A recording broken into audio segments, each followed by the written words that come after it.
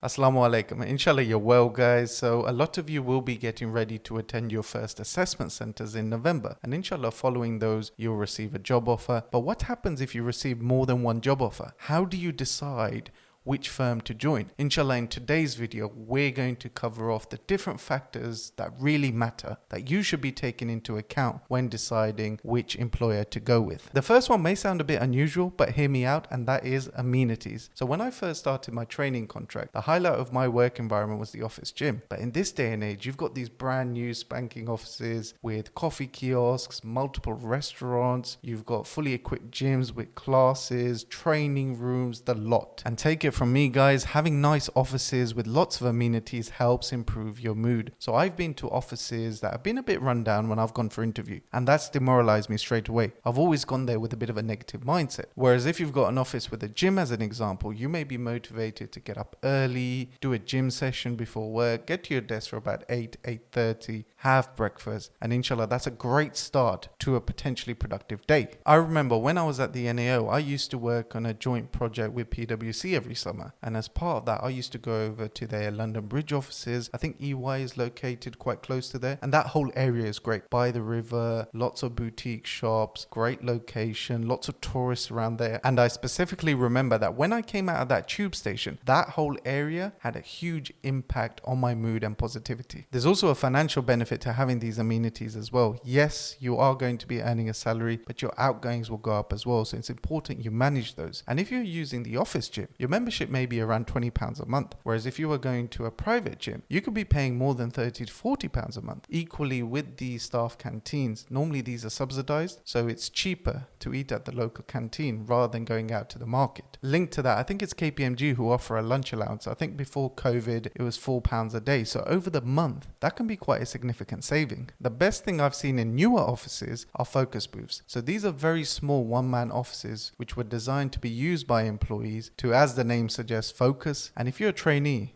they're a great room to use for revision after work. And guys, I do get it. When you're interviewing, it's not going to be at the top of your priority list, but nice offices definitely do make a difference. So it's worthwhile keeping that in the back of your mind. The second thing to bear in mind is the commute time. So when I started my apprenticeship, I was taking over an hour each way to travel to and from Victoria. And when you're a trainee, this matters a lot because you're going to have to revise after office hours. So if you have a long commute, it's likely to be eating into your revision time. Some of you may be thinking, it's okay, I'll use the commute time on the train to revise, but take it from me, it's not easy to motivate yourself, and you could easily get distracted as well. And guys, I just want to say that it's important that you take different factors into account together. So as an example, say I had the option of working at a very small regional office, but which was right around the corner from where I lived, or I had the option to commute for 40 to 45 minutes, but work in a bigger city office with lots of amenities. I'd probably go for the second option. I hope that made sense. I just didn't want you to give too much weight into one factor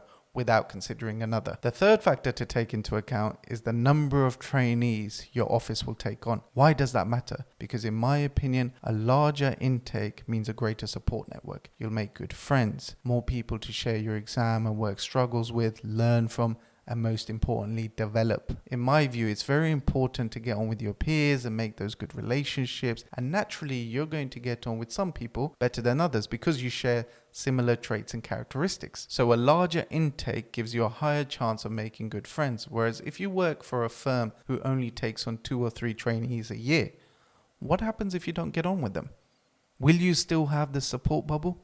Not in my opinion. Linked to that, you should also be taking into account the size of the employer because that also helps with future employment prospects. As an example, if you work for a very large firm, say the Big Four, you'll find it easier to transition into or secure employment with a similar sized organization. Whereas if you're stepping up from a small organization, say a top 20 or a top 50 firm, you may find it tougher to find a job at, say, a FTSE 100 company. Not because you're not capable, but because you haven't had experience of working in similar sized teams or clients. Very important to bear this in mind, guys, because in my opinion, it's easier to go from a big organization down to a small organization and equally go from the private sector into the public sector, but more difficult to do it the other way around. Let me give you another example to help illustrate that point. So when I was being interviewed at BDO, one of the partners had never ever heard heard of the National Audit Office. And to get a better understanding, he wanted to know more about the size of the clients that I worked on. And when I gave him a bit of understanding that I had experience of working on big clients as well as medium-sized clients, he was fine. He had no concerns because they were of similar size to BDO's portfolio. Now, that didn't mean that I was a good auditor, but because I had experience of working on similar sized clients, that helped me secure that role. And I think it would have been much more difficult, say if I was working for a smaller firm working on smaller clients. Always remember, guys, that this will be your first role in your professional career.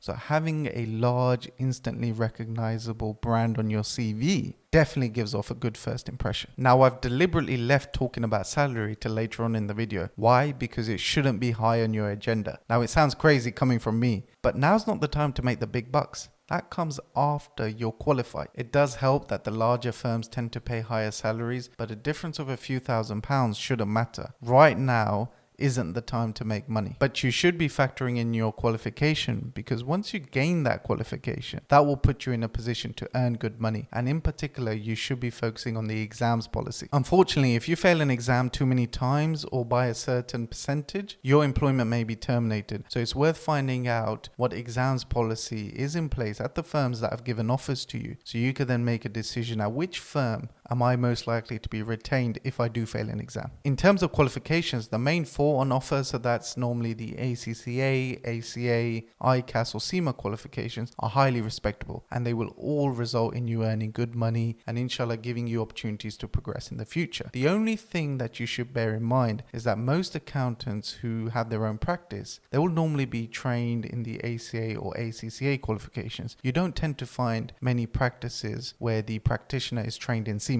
So just something to bear in mind, that if you do want to open your own practice, offer services such as audits, that you can sign off on audit reports, probably better off having the ACA or ACCA qualification rather than CIMA. It's also important to factor in the method of study. So whether you're doing face-to-face classes, online learning, distance learning, because the best firms, they will offer you face-to-face classrooms where you will attend college. They will offer all the resources, maybe online resources as well. And then when you progress on to more difficult exams, they'll also offer revision courses. All in all, the more resources that you have access to, the higher the chances of your success. You should also be thinking about long-term plans as well, and whether there's any qualifications on offer once you complete your chartered accountancy. So MBA, CFA, CTA, AMCT, they're all examples of qualifications that you can take once you've completed your chartered accountancy. And if a firm or employer has experience in sponsoring or training students in these qualifications, that should definitely be a good sign that there's a possibility for you to do one of these qualifications in the future.